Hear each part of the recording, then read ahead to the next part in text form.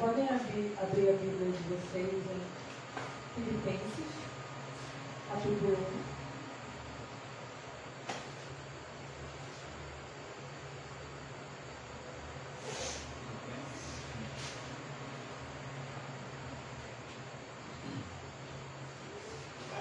Glória a Deus.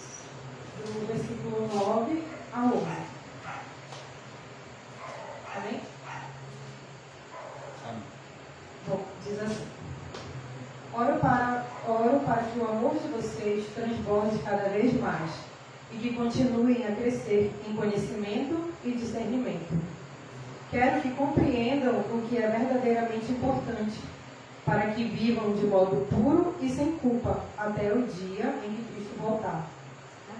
Quero que vocês sejam sempre cheios do fruto da justiça, que vem por meio de Jesus Cristo, para a glória e louvor de Deus. Aleluia. Amém. Glória a Deus. A Esdras leu agora há pouco Filipenses, né? E lá também falava a respeito de glorificar e louvar a Deus. Bom, eu queria fazer duas observações aqui nesse texto. Quando eu li, a primeira parte diz assim, no versículo 9: Eu oro para que o amor de vocês transborde cada vez mais e que continuem a crescer em conhecimento e discernimento. E aí eu fiquei pensando, mas por que o amor primeiro, né? E lá em Coríntios fala que, ainda que falasse a língua dos anjos e dos homens, né? E todas aquelas outras coisas, sem amor, nada seríamos. E às vezes, a gente está tão cheio de si, às vezes a gente acha que a gente está tão cheio de Deus porque a gente ora em línguas, porque a gente faz uma boa pregação, porque a gente se veste bem, porque a gente faz boas obras, né? E os homens veem as boas obras, mas Deus, Ele conhece o nosso coração. E será que a gente transmite esse amor aos outros todos os dias, no nosso dia a dia, com as pessoas dentro da nossa casa, com as pessoas dentro do nosso trabalho, com as pessoas na rua? Será que a gente consegue observar ao nosso redor qual é a realidade? Será que a gente tem amor ao nosso próximo, como diz o primeiro mandamento, né? Que a gente tem que amar o nosso próximo como a nós mesmos. Será que nós amamos a nós mesmos? Será que nós amamos a Deus acima de todas as coisas, ao ponto de Ele gerar esse amor em nós? De a gente olhar para nós e enxergar Deus e nos amar?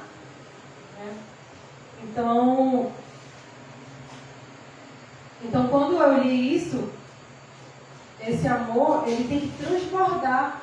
E para que ele transborde em nós, a partir de nós, a gente tem que se encher desse amor.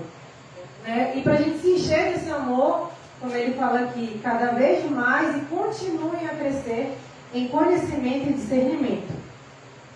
E aí, eu queria que vocês abrissem rapidinho lá em Provérbios, capítulo 1 também. Provérbios, capítulo 1. Eu vou ler aqui do 1 ao 7, tá? Essa versão aqui é a NVI, que eu achei que ela tem tipo uma explicação desse versículo de Filipenses, que diz assim: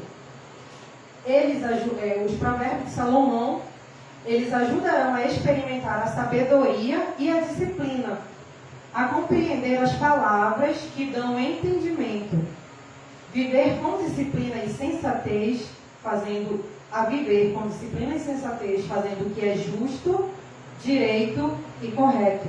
Ajudarão a dar prudência aos inexperientes e conhecimento e bom senso aos jovens.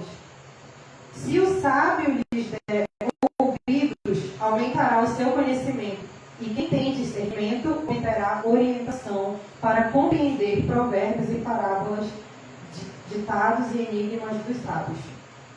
O temor do Senhor é o princípio do conhecimento, mas os insensatos desprezam a sabedoria e a disciplina. Então aqui é basicamente uma explicação do versículo 9. Porque como aqui Paulo ele diz que ele quer que a gente continue a crescer em conhecimento e discernimento. E em Provérbios aqui fala como que a gente pode crescer em conhecimento e em discernimento. Né? Buscando a palavra de Deus, compreendendo a palavra de Deus, aquilo que Deus ele quer mostrar para nós, e a gente só vai compreender a palavra de Deus se a gente tiver um relacionamento com Ele, se a gente tiver uma comunhão, se a gente der espaço para que Ele fale com a gente também. Porque às vezes a gente só quer falar, a gente não dá espaço para ouvir o que Deus ele tem a dizer, né? Então, quando a gente busca essa palavra, aqui fala, a gente experimenta a sabedoria e a disciplina. Então, Deus ele é amor, mas ele também é disciplina. E se a gente não compreender e não aceitar a disciplina de Deus, a gente não vai ter o conhecimento, a gente não vai ter o entendimento da palavra. E aqui fala, a viver com disciplina e sensatez, fazendo o que é justo, direito e correto. Será que a gente está fazendo todos os dias aquilo que é justo, direito e correto? Porque quando a gente faz o que é justo, direito e correto, a gente agrada a Deus. Né? Mas quando a gente olha para dentro de nós, o que é que a gente enxerga? E quando a gente faz o que é justo, direito e correto, isso nos dá prudência. Nós temos que ser prudentes para que isso gere em nós, para que a gente venha a crescer em conhecimento e discernimento. E aqui também fala, o sábio, a gente tem que ser sábio quando a gente dá ouvidos, isso aumenta o nosso conhecimento, o nosso discernimento, e com base nisso a gente vai ter orientação para compreender os provérbios e as parábolas. E as parábolas a gente vê, né, lá no Evangelho, né, onde Cristo ele vai e fala as parábolas e às vezes as pessoas não conseguem compreender. Mas se a gente der ouvidos, a gente vai conseguir compreender os enigmas, né? Porque aí tem gente que fala assim, a Bíblia é um enigma, eu não consigo compreender.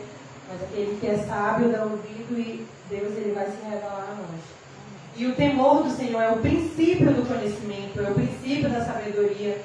Né? E aqui ele diz que aqueles que desprezam são insensatos. Será que nós estamos sendo insensatos?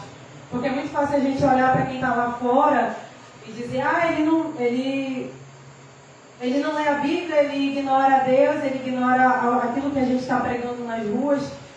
Mas às vezes a gente lê a palavra todos os dias, né? E Deus ele fala com a gente todos os dias e a gente despreza. Então será que nós também não estamos sendo insensatos? E discernimento, né? Por que crescer em discernimento? A Bíblia fala que quem é espiritual discerne todas as coisas, mas quem é movido pela carne não discerne todas as coisas, discerne aquilo que é da carne, aquilo que provém, né, da natureza humana. Então eu observei aqui, que Deus tratou comigo, é que a gente tem que ser movido pelo Espírito, e quando a gente é movido pelo Espírito, a gente consegue discernir todas as coisas. A gente consegue discernir que aquilo que uma pessoa falou pra gente no momento de raiva, às vezes pode nem ser aquilo que ela quisesse falar, ela só estava sendo movida pela raiva dela, e talvez o inimigo estivesse ali, né, agindo também na vida dela. E se a gente não tiver discernimento para compreender aquela situação, a gente vai se deixar também ser movido pela nossa carne e se entristecer. E quando a palavra também fala, né, quando a gente se ira e a gente fica guardando aquilo, aí cada vez que o outro fala, a gente vai gerando, a raiva ela vai aumentando, né? Então Deus ele não quer isso, porque quando isso acontece, significa que nós estamos sendo movidos pela nossa carne, né? E nós não somos carnais, não somos espirituais, nós somos chamados para sermos movidos pelo Espírito Santo. Então, aí o versículo 10 fala, eu quero que compreendam o que é verdadeiramente importante, para que vivam de modo puro e sem culpa, até o dia que Cristo voltar. Então ele não quer que a gente viva só um momento. Ele quer que todos os dias a gente compreenda o que de fato é importante. E o que é que de fato é importante? Deus ele vai se revelar individualmente e para que a gente venha reconhecer aquilo que ele quer para a nossa vida e aquilo que ele quer a partir de nós. Porque nós não fomos chamados para viver dentro de uma caixinha. Nós fomos chamados para levar a palavra de Deus e levar as pessoas a serem movidas também. Levar as pessoas a fazerem parte do reino de Deus, né? A expansão do reino. E então o objetivo é que a gente viva de modo puro e sem culpa. Quando a gente faz alguma coisa e a gente se sente culpado, significa que o Espírito Santo está ali mostrando para nós que aquilo não foi agradável a Ele. Será que a gente se arrepende diante disso, pede perdão a Deus e pede perdão ao nosso irmão e muda a nossa atitude. Então, eu viver de modo puro e sem culpa até que Ele volte, significa viver em santidade. Nós fomos chamados para viver em santidade.